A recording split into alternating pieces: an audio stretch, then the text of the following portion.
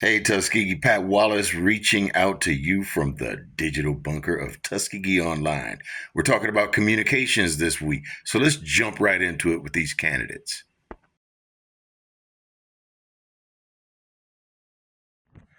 Pat Wallace back with you with Tuskegee Online. We're with your candidate for District 2. Johnny Ford is in the building today. Mayor Ford, let's talk about communication with the citizens. The first question, because we're going to do this, get in and out, let's let the people know how we feel about communications. If you are reelected, how will you keep citizens informed about important decisions, upcoming meetings, and policy changes in a way that is easy for everyone to access and understand? Well, first of all, I am for transparency. I want everything to be transparent. I want everything to be visible and open for the public. We need to communicate using the digital tools that are available to us in this day and time, obviously. But the key thing is the administration should take the position that we want the public to know what we know. Of course, there are sensitive issues that we have to deal with when it comes to law enforcement, when it comes to legal matters, but the people who are taxpayers deserve to know what is happening in their government at all times. Therefore, I will continue to do what I've done in the past. I am an open book. As you know, let's talk about communications. First of all, I am the one, and I'm blessed and thankful that we were able to bring the radio station back. That is a means for communicating. That is a means for the citizens being involved in the process themselves because they use the radio, they listen to the radio, and they also listen to it. Now, the thing that I miss most is the fact that we do not have our cable station up and going again. You and I worked very hard, Wallace, to get this first class TV station programming for local activities, local news, local entertainment, local everything. Our own station, Tuskegee Station, not only for the city, but for the students at the college. They also had a channel. So that's the other thing that we're going to reactivate. We're going to keep the radio station strong, and we're going to reactivate the television station. Number three, we must have a comprehensive, up-to-date web page. I'm sure our web page is nice, but it is not nearly as comprehensive and as thorough as it should be. You should be able to go to the web page and find out anything you want to know about city government. So the web page, obviously. And then I believe in having monthly meetings or regular meetings in the district. We once a month at least, we always have our District 2 meetings. And of course, we'll continue that. I have also been the one who has been promoting and encouraging people to come to the city council meeting, to also encourage citizens to not only come to city council meetings, but come and speak up and speak out at the city council meetings. There are times when citizens want to know things and they do not hear them from us. It is necessary for us to know what's on your mind before that we can respond adequately to what's on your mind. So that's it. I believe in transparency. I believe in using technology. I believe in all of the social media outlets. Let's be tied into all of that and make sure we make it easy for our people to not only communicate with us, but for us to be able to communicate with them and they be able to get access to what is happening in their government. So I believe in communications. Thank you, Johnny. How do you plan to create consistent two-way communications between your office and the residents so that citizen feedback is not only heard, but acted upon? Well, that's the other thing. Most people, they want action, and they want action now.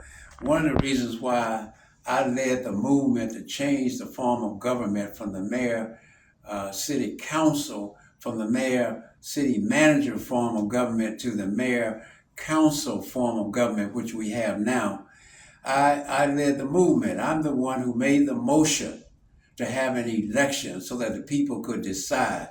Because we all know the city management form of government just has not worked well here in the city of Tuskegee. We all know that the city management form of government has cost us an awful lot of money rather than saving us money. When it was first proposed, it was felt that with good management, you can save money, and we all know that. But that has not happened. Instead, it has been a lot of overhead costs. It has been slowness in communicating with the people and getting things done. People want to get things done. They want their streets fixed now. They want the bushes cut now. They want the thoroughfares cleaned and the trash picked up. They want downtown redeveloped. They want full recreational programs for the young people and for the senior citizens. They want good police protection and fire protection.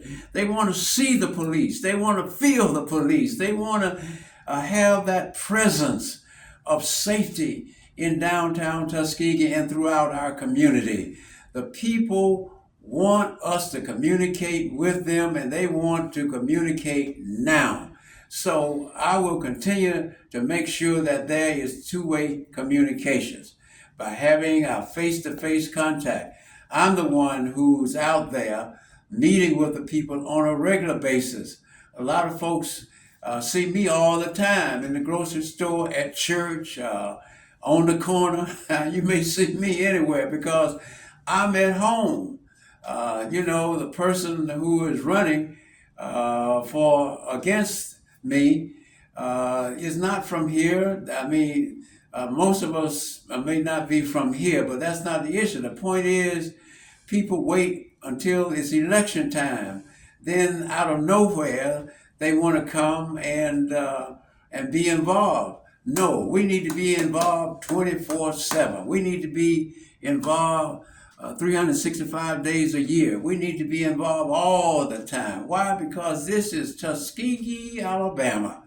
And the people of Tuskegee deserve two-way communication every day, every night, 24/7, 365 days with their elected officials. That's what I pledge to do. You can, my phone number, call me. 727-9022. There's no secret. Call me on my cell phone, 334-487-0174. I mean, I'm an open book, okay? Well, Johnny, you're touching on that tough question. The last question is the tough question. Sure. I think you've already delved into this. Here it is. In the past, many residents have felt that elected officials only engage with the public during campaign season and then disappear from view. What will you specifically do to prove you won't fall into that same pattern? And how will citizens be able to hold you accountable if you do? Well, I'm not going to do it. I'm not going to fall into that pattern. As you know, I've been in, somebody says, what has he done over the last 50 years? Oh, listen, I am proud of the fact that all you got to do is look around. Let the work I've done speak for me. Nearly everything good that is happening in Tuskegee, Alabama, I'm glad to say that I probably had something to do with it. All you got to do is look at it. Look at Booker T. Washington High School. Look at Victory Land. Look at the streets that have been paved. Look at the recreational programs we have for our young people at Abbott Park and at the Housing Authority. Look at the healthcare facilities we have in our city. We have the Thomas Reed facility. We were back there with Thomas Reed when we got it started. We helped to create the legislation that created the health authority. We helped build the Thomas Reed Health Center.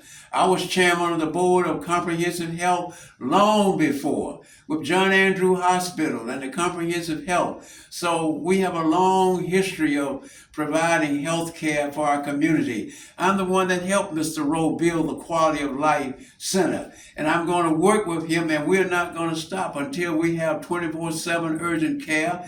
And those who say that we can't have a hospital again, that's like telling Booker T. Washington he couldn't build the John Andrew Hospital in 1913. If he could build a hospital in 1913, we can build one in 2025. I know hospitals are closing all over the state because of the need to expand Medicaid in the state. And of course, as you know, I've been the one leading that fight. I was the first one put in jail in Montgomery, Alabama, before the state capitol because I was protesting expand Medicaid in the state of Alabama so that we can keep these rural hospitals open, so that people could have affordable and accessible health care. I was put in jail fighting for that, getting into good trouble like John Lewis did. And I'm going to keep getting into good trouble. The point I'm stressing here is I'm not going anywhere. As a matter of fact, I probably would not have run for re-election if we had been able to accomplish all the things I set out to do in District 2. And the reason we couldn't accomplish them is because the city management form of government had our hands tied. We couldn't get things done. You all know it. There's no secret. All you got to do is look at the city council meetings. You'll see who was speaking up. You'll see who was voting. You'll see who was making the motions. When it was time to get signatures for a new election, I'm the one that led that movement. I'm the one that stood out there 8 hours campaigning and working for a change in government. Now that we've got a change in government, you're going to see something. You're going to see some action. You're going to see some results. We're going to do more than communicate.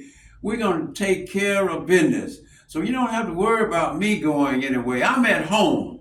It's Johnny Ford. He's the man that carries the load. And I'm going to keep on carrying the load until I can't carry it no more. Okay?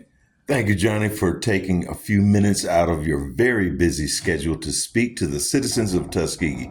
This is your candidate for District 2 in the city of Tuskegee. The election is August 26th. Make sure you make your voice heard. Be a part of the motion. Be a part of the movement. Thank you, Johnny.